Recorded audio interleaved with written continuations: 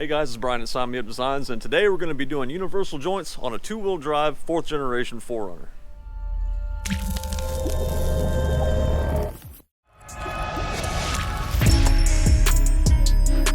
If you're watching this video, there's a pretty solid chance that you've been underneath your 4Runner already and noticed that there are no Zerk fittings or grease fittings for this drive shaft. And that's because on the 4th generation 4Runners, the two-wheel drive version did not come with grease fittings. The four-wheel drive version did. But if you've got a two-wheel drive 4th gen, which is 2004 to 2009 Toyota 4Runners V6 or V8, then you don't have grease fittings and you need to replace your universal joints. And today I'm going to show you exactly how to do that. So how do you know if your universal joints need to be replaced? Well, in my case, I have a squeak whenever I put it in reverse and start to back up.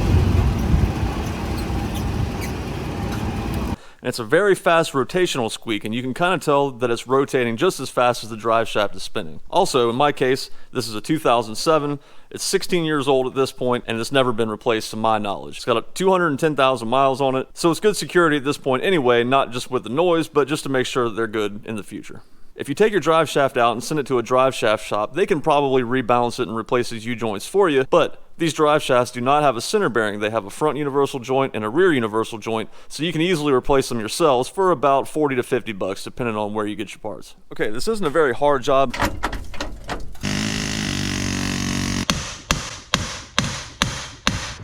Golly. But it is a pretty technical job. So first thing you want to do is obviously chock your wheels. If you want to put it in neutral, you can. That might help for getting the drive shaft to turn to get the access to the bolts later. But definitely set your park brake, because once you pull this drive shaft out, you're not going to have anything stopping the transmission from being in park. Okay, we're going to slide in here from underneath the passenger side, because on the driver's side, you got this big old gas tank in the way. And here's your drive shaft. There's a front universal joint right there. No grease fittings.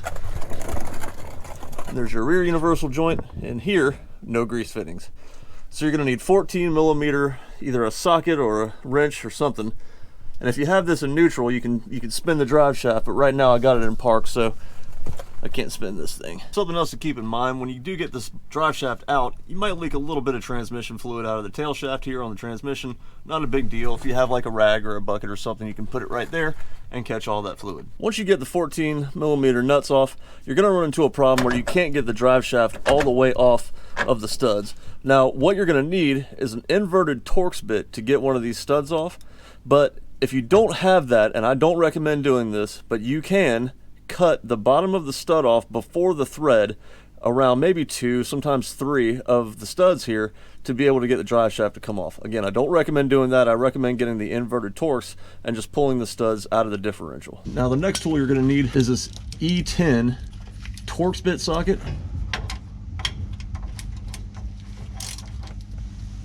All right, so there's one stud out,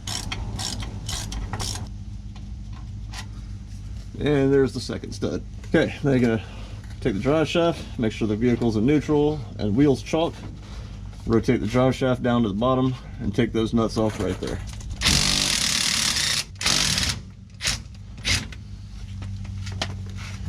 All right, at this point the drive shaft's ready to come out, so I'm just gonna take that off with my fingers there.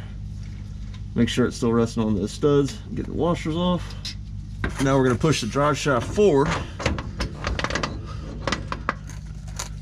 through the slip of yoke in the transmission, and then it'll come right out.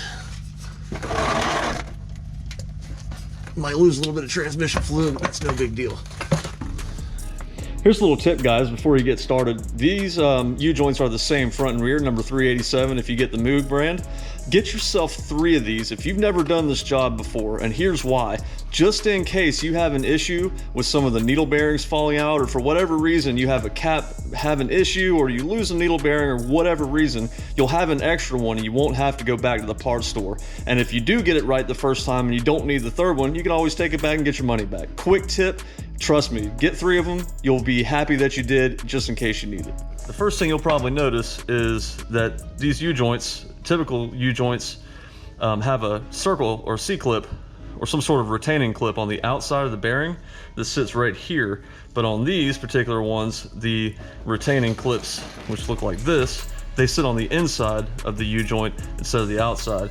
Now what I usually get is a flathead screwdriver and a hammer, and usually with a little bit of effort, you should be able to pop these clips right on out. Now this next part's kind of tricky.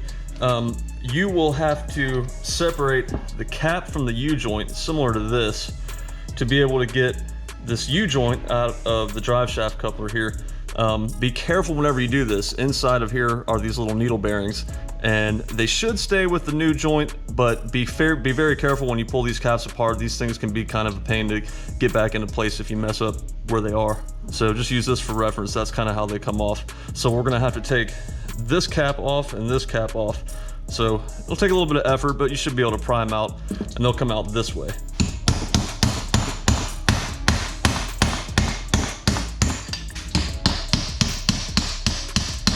All right, things escalated pretty quickly there. I wasn't able to get it out with a punch or a screwdriver, so I had to revert to the air hammer here. This is one that's got 210,000 miles on it, and these things have likely never been done. Matter of fact, I know they haven't been done unless for some reason they were replaced with the factory style, but even still, I don't believe that they were done. So I was able to get the two caps out of the slip yoke here, but still working on the ones on the actual shaft itself.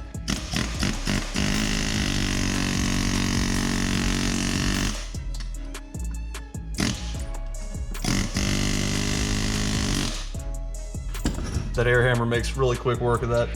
If you don't have access to an air hammer, you can always cut these or just go rent one. Or one more thing I didn't mention was I actually hit it with this PB blaster too, right around the inside of the caps here, just to kind of give it a little bit of a chance to free up a little bit. If you don't have PB blaster, WD-40, or any kind of rust penetrant would help out a lot.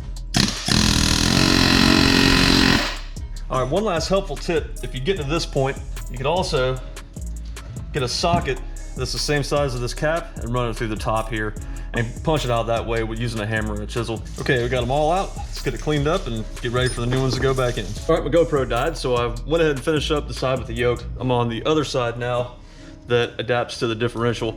What I like to do is take a little bit of sandpaper and go inside these old lands right here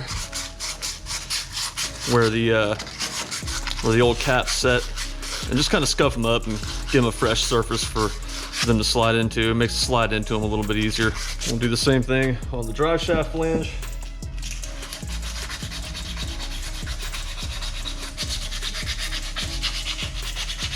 So again, we're going to take our new U-joint here with the caps off. We're going to keep two right here for now and two off to the side. And then we're going to start the cap, one on each side. Put your U-joint in, then start the cap. And what we're wanting to do here is to make sure that nothing binds up whenever we tap these caps in. So we're going to do one at a time, and I'm going to start with the U-joint all the way into the cap. I'm just going to kind of tap this, tap that cap so it starts to go into the drive shaft there. Then next I'm going to take the second cap, I'm going to take the U-joint and come all the way in like this so that I know it's going into the cap. And it's a little bit of a dance to try to get them lined up on both, but you want to make sure you have good side-to-side movement. If this U-joint starts to stick at all, stop and try to tap these back out and continue again. But we've got good movement this way, it's not jammed up, so I'm going to go ahead and try to tap these the rest of the way in. All right, so this one kind of went in easy. This one's fighting me just a little bit. No big deal though. What I'm gonna do is I'm gonna go ahead and put the C-clip on this one so it doesn't move anymore. So just take the C-clip, line it up inside the inside channel there, grab a hammer, and it should just pop right on. Very little effort. So now we can focus back on this one, which was fighting me a little bit. I'm hoping it goes in. I don't have to pull these back out. Just like that. So we got a nice tight U-joint, and we got a channel for this other C-clip, so let's go ahead and put that on. Just like that. All right, so the drive shaft flange side is done. Now we can move on to the differential flange. So it's essentially the same thing. Put the caps one on each side first, line it up. Again, if you have a vise, it makes it way easier. Grab the flange, go through the universal like that. And I'm gonna take cap and put it all the way on the universal first, and then slide the flange back into it like that. Get my hammer, just pat it in. Just a little bit. And get the other side.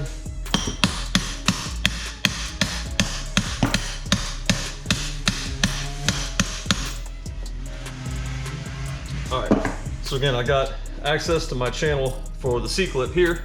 So we're gonna go ahead and put the C-clip on.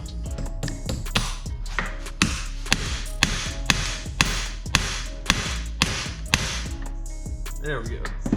Now I got access to my C-clip channel here. We can put it back in. Okay, final piece of this puzzle before you put it back on the car is your new U-joints.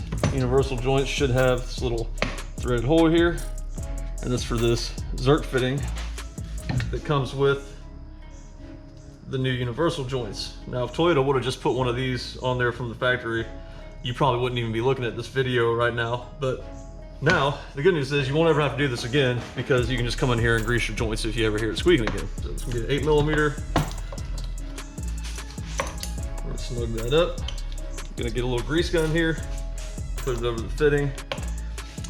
And the little rubber bushings is what you want to look at whenever you're putting this grease in here. You're going to start to see the grease come out of all 4 of them. So all I need to do now is just clean this up with a rag and put it back on the truck. All right, guys, I hope you learned something today. Don't be afraid to do these things yourself. Save a few bucks, do the work yourself, and make sure it's done right, most importantly. That's all I got for you today. If you haven't subscribed already, please consider subscribing. It's free to do. It really helps me out a ton. If you found this video helpful at all, go ahead and give it a like. It really helps me out a lot as well. But that's all I got for you for now. We'll see you in the next one.